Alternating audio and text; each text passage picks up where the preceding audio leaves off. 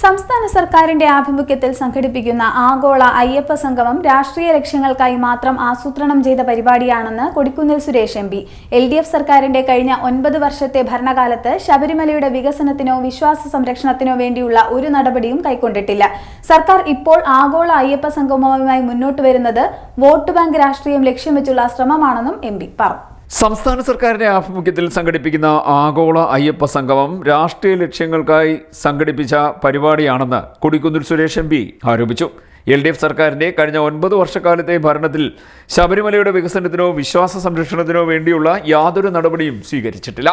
ഇപ്പോൾ ആഗോള അയ്യപ്പ സംഗമവുമായി മുന്നോട്ട് പോകുന്നത് വോട്ട് ബാങ്ക് രാഷ്ട്രീയത്തിന് ലക്ഷ്യം വെച്ചാണ്. ശബരിമല ക്ഷേത്രത്തെ മുൻനിർത്തി ഭക്തരുടെ മനസ്സിൽ രാഷ്ട്രീയ പ്രയോജനത്തിന് വിത്ത് വിതയ്ക്കുകയാണ് സർക്കാരിന്റെ പരിപാടിയെന്നും എം.പി. പറഞ്ഞു.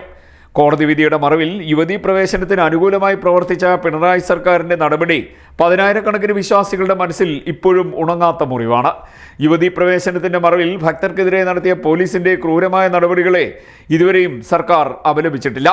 മറിച്ച് വിശ്വാസ സംരക്ഷണത്തിനായി ഐക്യജനാധിപത്യ മുന്നണിയുടെ നേതൃത്വത്തിൽ നടന്ന റാലികളിൽ പങ്കെടുത്ത ആയിരക്കണക്കിന് വിശ്വാസികൾക്കെതിരെ പോലീസ് കേസുകൾ ചുമത്തുകയാണ് ഉണ്ടായത്. ഈ കേസുകൾ ഇപ്പോഴും പിൻവലിച്ചിട്ടില്ല. ഉമ്മൻചാണ്ടി സർക്കാരിന്റെ കാലത്ത് ശബരിമല ആചാരാനുഷ്ഠാനങ്ങളുടെ സംരക്ഷണവുമായി ബന്ധപ്പെട്ട നിലപാട് കോടതിയിൽ അനുകൂലമായി അവതരിപ്പിച്ചപ്പോൾ പിണറായി വിജയൻ സർക്കാരിന്റെ കാലത്ത് അതിനെ തിരുത്തി ഭക്തരുടെ വിശ്വാസത്തെ വഞ്ചിക്കുകയായിരുന്നുവെന്നും എം.പി. പറഞ്ഞു. CDNet news, Kayamkulam.